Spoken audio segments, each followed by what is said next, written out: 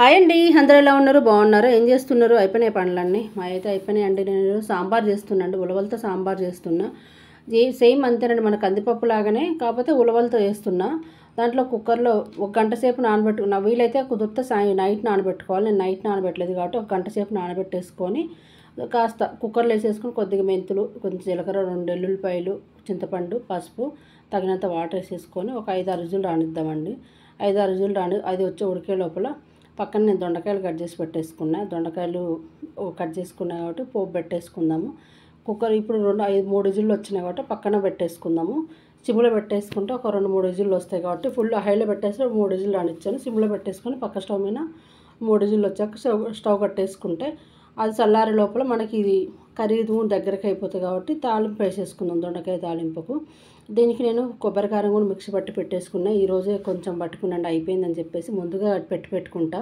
అయిపోయింది, ఒకరోజు పట్టుకోవాలండి. ఏం లేదండి, కొబ్బరి, ఎల్లుల్లిపాయ, కారము, ఉప్పు 3 కలిపేసి మిక్సీ పట్టి పెట్టేసుకుంటే ఫ్రై కూరలకి ఎందులోకైనా బాగుంటుందండి. ఆలుగడ్డ అయినా, దొండకాయ అయినా, బెండకాయ కానీ, వంకాయ కానీ అన్నిటిలోకి బాగుంటుంది.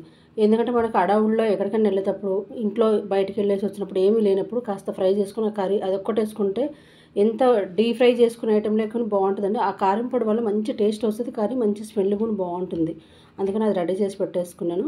ఇప్పుడు ఉలవలకు ఉడికిపోయినాయి కదా, చల్లారింది కాబట్టి విజిల్ తీసి చూసుకొని మెత్తగా ఉడికిందండి.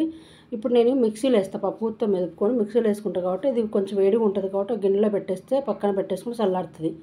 దొండకాయ ఫ్రై కూడా రెడీ అయిపోయింది. నేను ముందుగా చెప్పాను కదా, కారపొడి అది వేసేసుకోండి. 2 స్పూన్లు మనకు తగినంత కారపొడి, కాస్త ధనియాల పొడి వేసుకుంటే చక్కగా మంచి స్మెల్ వస్తుంది, చాలా టేస్టీగా ఉంటుంది. అయితే ఆ కారపొడి వల్ల కూర కూడా మంచి టేస్ట్ వస్తుంది, మనకు బాగుంటుంది. అది మన చక్కగా ఎక్కువ కారం వేసినాక ఎక్కువ సేపు అక్కర్లేదు, ఒక 2 సెకండ్లు ఉంటే చాలు, అంతే, ఎక్కువ అక్కర్లేదు. చక్కగా ఒక గిన్నెలో తీసి పెట్టేసుకుంటే మంచి వేడి వేడి దొండకాయ ఫ్రై రెడీ అయింది కదా. అదే స్టవ్ మీద సాంబార్కు రెడీ చేసేసుకుందామండి. కాస్త ఆయిల్ వేసి పచ్చిమిర్చి, ఎండుమిర్చి, ఉల్లిపాయలు, తాలింపు గింజలు, కాస్త కరివేపాకు అన్నీ వేసుకొని సిమ్లో పెట్టేసుకొని పెట్టేసుకుందాం. అవి ఉల్లిపాయలు మగ్గే లోపల ముందుగా మనం ఉలవలు చల్లారి పెట్టాం కదా, అవి మిక్సీలో వేసుకొచ్చుకుందాము.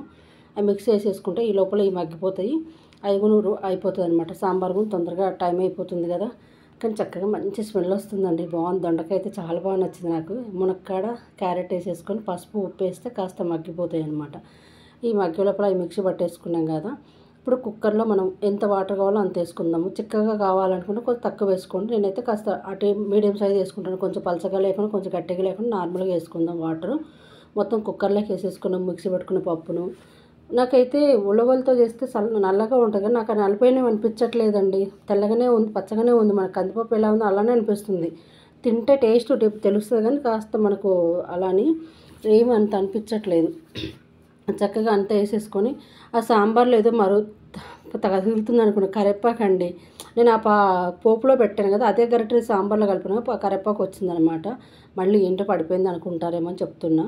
ఇప్పుడు కాస్త కారము, ఉప్పు వేసేసుకొని కలుపుకుంటే ఆ పక్కన ఈ మునక్కాడ, క్యారెట్ కూడా ఉడికిపోయినాయి కాబట్టి చక్కగా ఈ మరిగేటప్పుడు, సాంబార్ మరిగేటప్పుడు ఆ క్యారెటు, ఆలుగడ్డ, మునక్కాడ, ఉల్లిపాయలు అన్నీ టమాటా కూడా వేసారండి అందులో.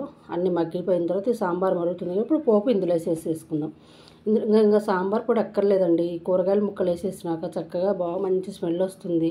ఇప్పుడు నేను ముందు ఏం చేస్తానంటే మెంతులు, జీలకర్ర, ఎల్లుల్లిపాయ పట్టి పెట్టుకుంటాను. ఎప్పటికుంటే పులుసు కూరలలో వేస్తాను అనమాట. 1 స్పూన్ వేసుకుందాం. ఇప్పుడు ఆల్రెడీ మెంతులు కొంచెం వేసాం కదా, ఇప్పుడు అది ఒక చిటికెడ వేద్దాం, ఎక్కువ అక్కర్లేదు.